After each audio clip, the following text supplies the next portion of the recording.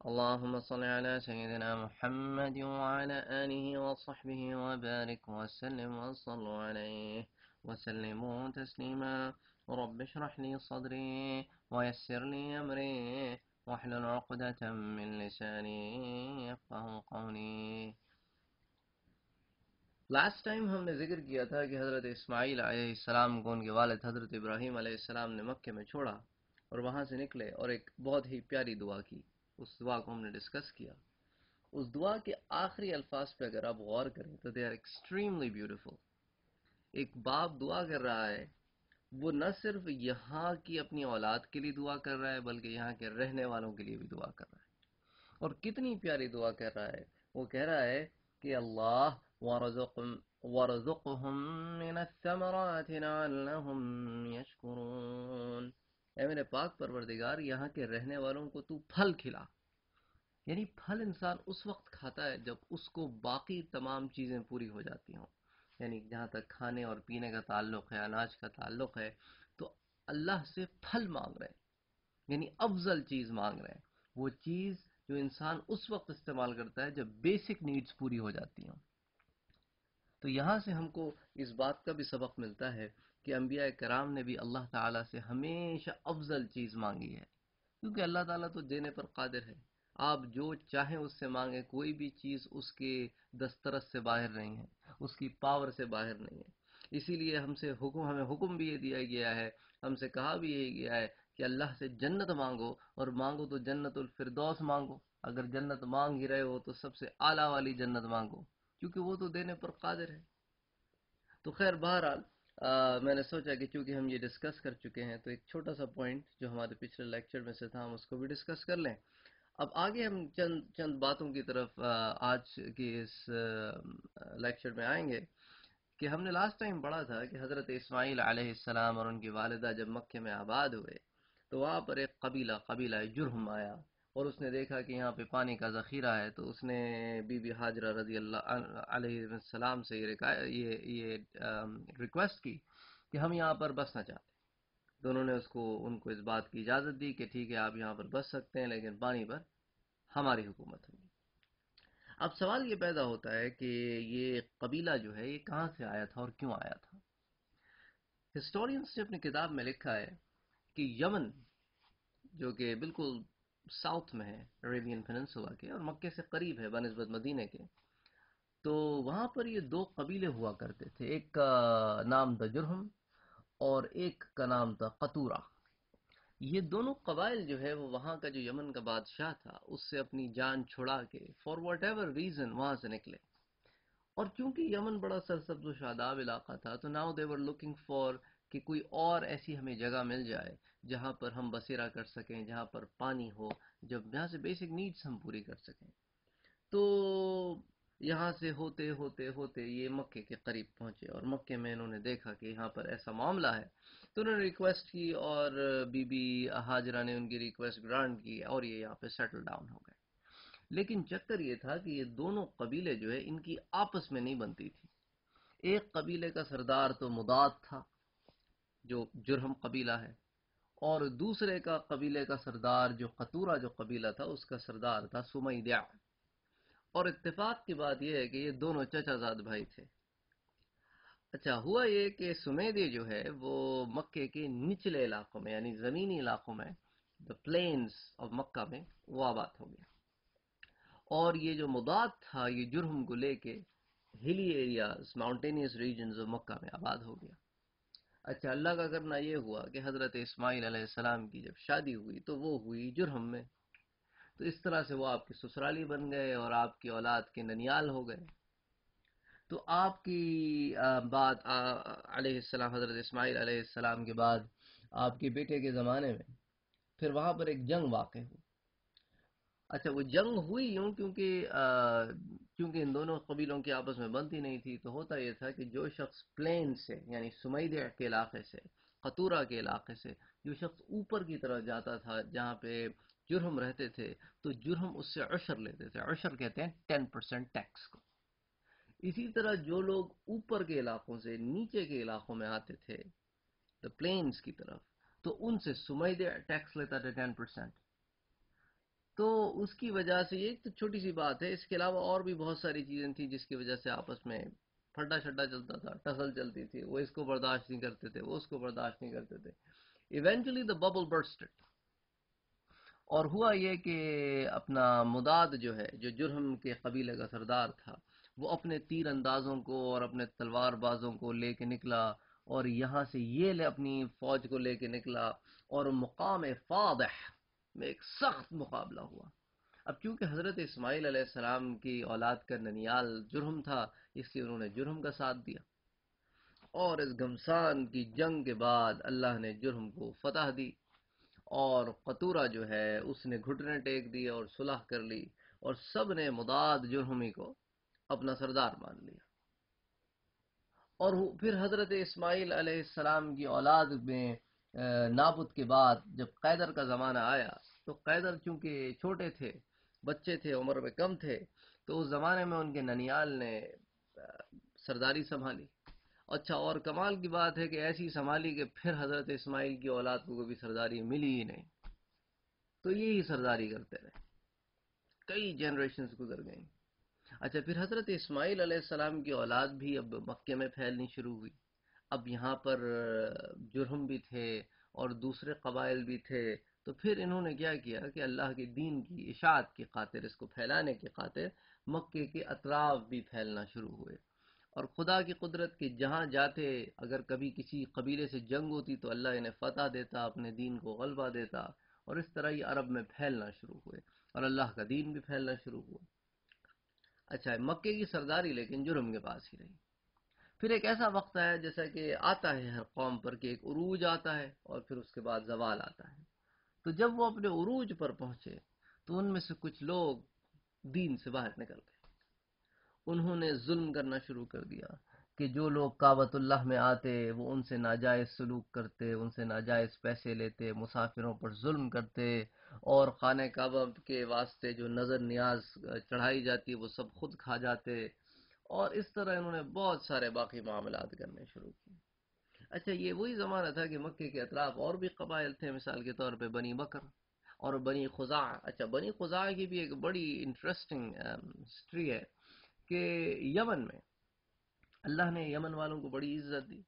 انہیں اللہ تعالیٰ نے ایک خدا کو ماننے پر اور ایک اللہ تعالیٰ کی ذات کو ماننے پر اللہ تعالیٰ نے ان کو اس طرف گامزن کیا، تو وہ موحد تھے. تو یہ میں بات کر رہا ہوں BCs کی. لیکن پھر ایک وقت آیا کہ یمن والے جب وہ ملک سبا کے زمانے میں وہ بھی اپنے دین سے ہٹ گئے، تو جس زمانے میں وہ دین حق پر تھے اس زمانے میں انہوں نے بڑی ترقی کی. وہاں پہ انہوں نے ڈیم بنایا، اور اس ڈیم کو سد معارب کہتے ہیں، اور اس کے آس پاس وہ بڑی کاشت کیا کرتے، اور اللہ نے اس کو بڑا زر سبز و شاداب اور بڑی زرخیز زمین بنایا تھا، اور وہ اللہ کے حکم سے بہت خوشحال تھے. لیکن پھر وہ وقت آیا کہ اللہ تعالیٰ نے اپنے فیصلہ کرنا چاہا اس قوم کے معاملے میں، کیونکہ یہ قوم اب سرکش ہو گئی تھی، گناہوں میں بڑھ گئی تھی. تو اللہ تعالیٰ نے اس بند کو جو سد معارب ہے اس کو توڑ دیا. اچھا، اس کے لیے بھی کافی واقعات مشہور ہیں. مثال کے طور پہ ایک وہاں کا بڑا کاہن تھا، اس کا نام تھا عمر. اس نے خواب دیکھا کہ سد معارب میں شگاف پڑ گئے.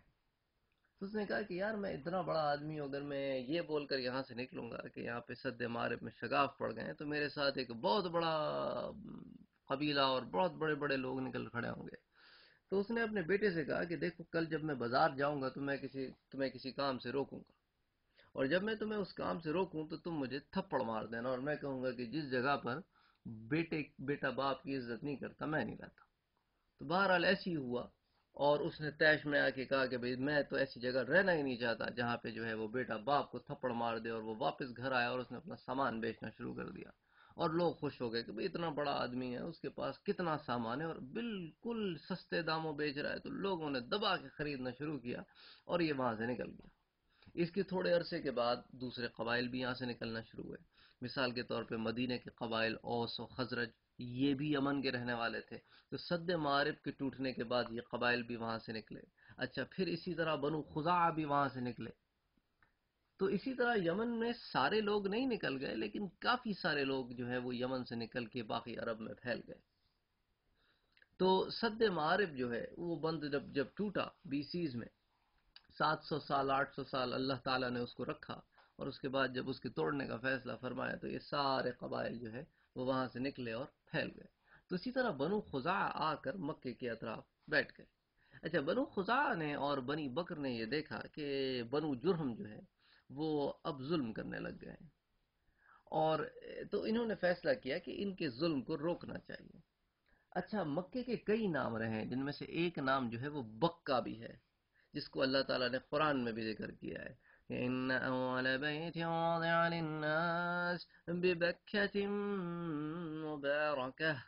تو اللہ نے اس کے پرانے نام سے اس کو یاد کیا، کیونکہ اللہ تعالیٰ اپنے سب سے پہلے گھر کی طرف اللہ تعالیٰ پوائنٹ کر رہا ہے، تو اس نے نام بھی ایک پرانا استعمال کیا۔ تو بعض علماء کہتے ہیں کہ اس کو بکہ اس واسطے بھی کہتے ہیں کہ جب ظالم اس میں ظلم کرتے ہیں تو ان کی گردن توڑ دی جاتی ہے۔ تو خیر بہرحال جب انہوں نے ظلم کرنا شروع کیا تو بنو خزاعہ اور بنی بکر نے ان کے اوپر حملہ کیا، اور جب حملہ کیا ان کے اوپر تو پھر جنگ ہوئی شدید۔ اس وقت بنو اسماعیل نے ان کا ساتھ نہ دیا، کیونکہ یہ حق پہ نہیں تھے، اور خدا کا کرنا یہ ہوا کہ ان کو شکست ہو گئی، بنو جرہم کو شکست ہو گئی، اور ان کا جو سب سے بڑا سردار تھا اس نے جو ہے وہ زمزم کا جو کنواں تھا نا، اس میں تمام تلواریں اور اثاثے اور سونے کی ہرنیں اور یہ سب ڈال کے نا اس کو اوپر سے بند کر دیا، پاٹ دیا، and he rain away, he tick of. تو وہ پھر وہاں سے چلا گیا۔ اب سوال یہ پیدا ہوتا ہے کہ جب ایک جگہ پانی ہو تو پانی میں تو آپ لوہے کی چیزیں نہیں ڈالتے، وہ ایروڈ ہو جاتی ہیں، چلے لوہے کی اس کی تو خیر ہے سونے کی۔ تو اس کے پیچھے علماء نے ریزن یہ لکھا ہے کہ جب یہ ان کے پاس ظلم بہت بڑھ گیا تھا تو اللہ تعالیٰ نے زمزم کو ان کے لیے سکھا دیا۔ جب زمزم سوکھ گیا، لیکن کنویں جیسا شیپ تو تھا نا اس کا، تو that was the best place کہ وہاں آپ چیزیں ڈالیں اور اوپر سے بند کر دیں۔ اچھا، اور اس کے پیچھے انہوں نے یہ ریزن بھی لکھا ہے کہ اگر ایسے نہ ہوا ہوتا تو جو لوگ بعد میں مکے پہ فاتح ہوتے وہ اس کو کھول لیتے اور پھر دوبارہ زمزم کو نکال لیتے، پھر زمزم 500 سال 600 سال تک غائب جو رہا ہے وہ نہ رہتا، کیونکہ بھی سب کو پتا تھا کہ یہاں زمزم ہے۔ The only reason they didn't dig it out, انہوں نے کہا کہ یار یہ تو ویسے ہی سوکھا کنواں تھا، تو ہو سکتا ہے کہ جرہم نے جاتے ویسے بند کر دیا ہو۔ تو خیر بہرحال اسی لیے وہ زمزم کے پیچھے گئے نہیں، کیونکہ زمزم کا پانی اس وقت اللہ نے ان کو عذاب کے طور پہ خشک کر دیا تھا کہ جب تم مجھے مانتے ہی نہیں، میرے احکامات کو مانتے ہی نہیں، تم ظلم کرتے ہو، تو پھر اس پانی کا تم سے منسوب ہونے کا پھر کیا there is no point کہ تم سے زمزم جیسی نعمت دی جائے۔ تو زمزم جو ہے وہ خشک ہو گیا اللہ کے حکم سے، تو اس لیے انہوں نے اس جگہ کو استعمال کیا اور ساری چیزیں وہاں رکھی ہیں، انہوں نے ٹوکا۔ اچھا، بنو خزاعہ ہے، بنو خزاعہ کو اللہ نے عزت دی، اور پھر اس کے بعد ان کو اللہ نے مکے کا سردار بنایا، مکے کے سردار یہ بن گئے۔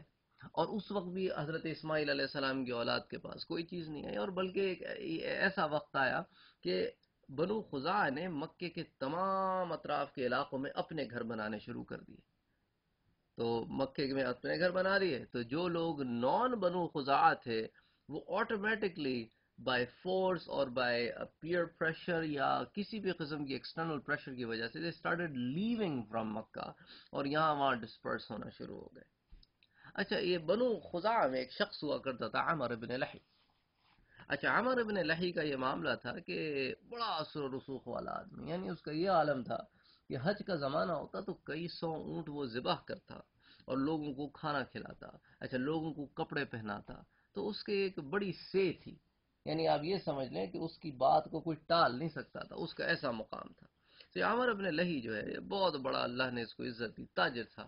یہ ایک دفعہ شام گیا اور اس نے دیکھا کہ وہاں پر ایک قوم ہے جو بتوں کی پرستش کرتی ہے، تو اس نے کہا کہ یار یہ کیا ہے؟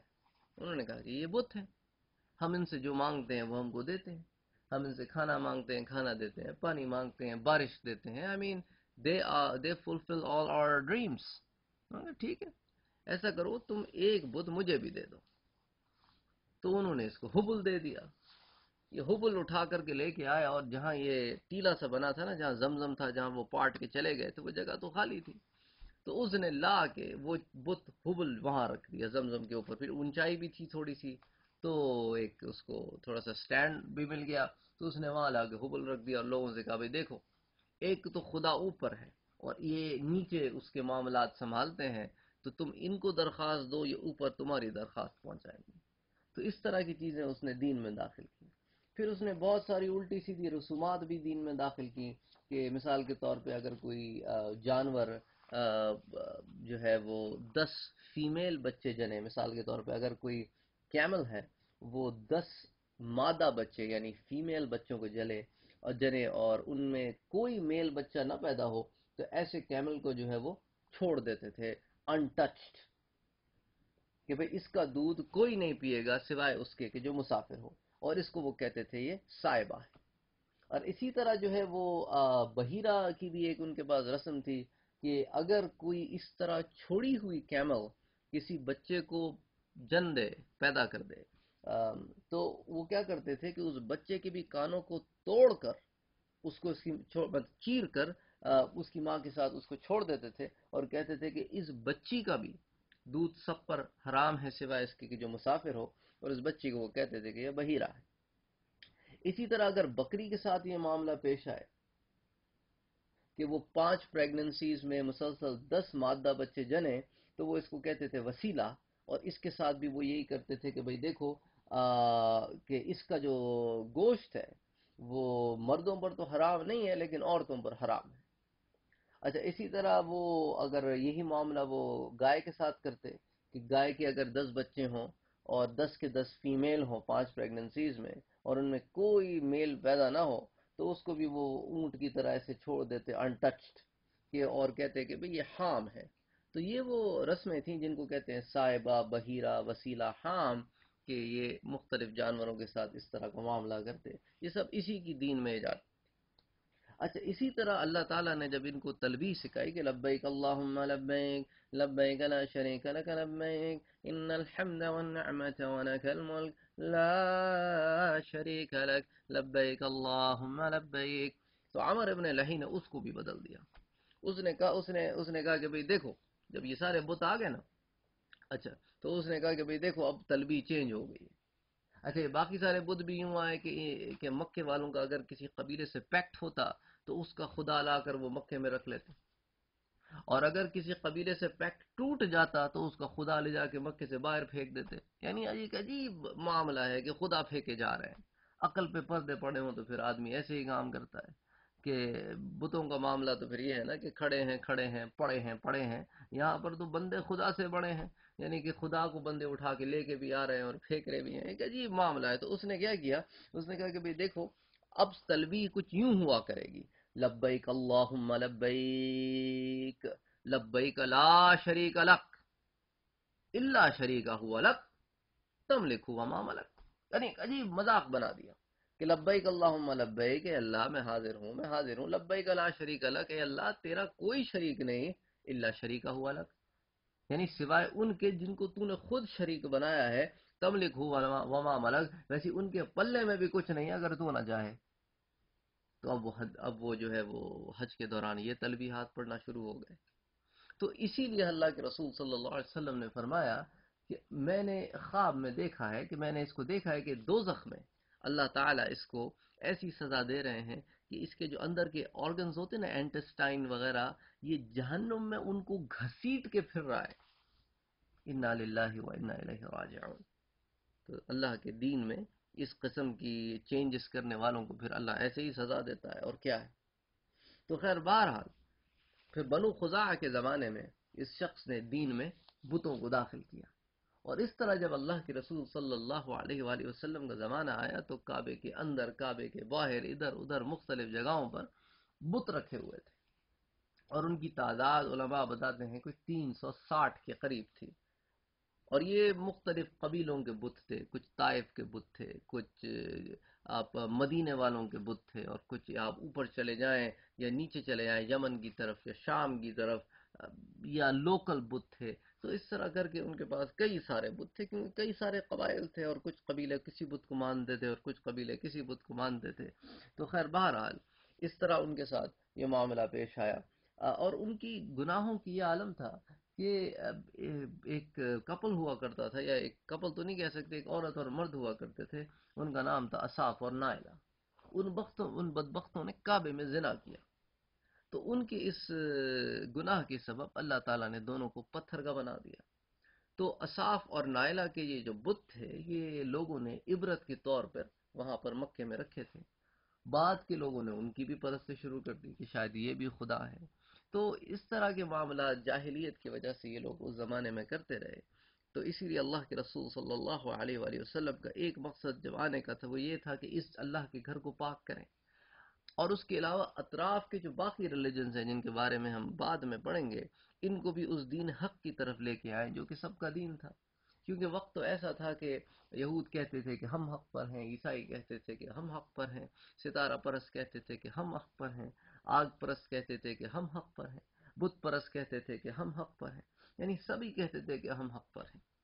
اور اسی کو اللہ تعالیٰ نے قرآن میں بھی کہا کہ یہود کہتے ہیں ہم حق پر ہیں، عیسائی نہیں ہیں۔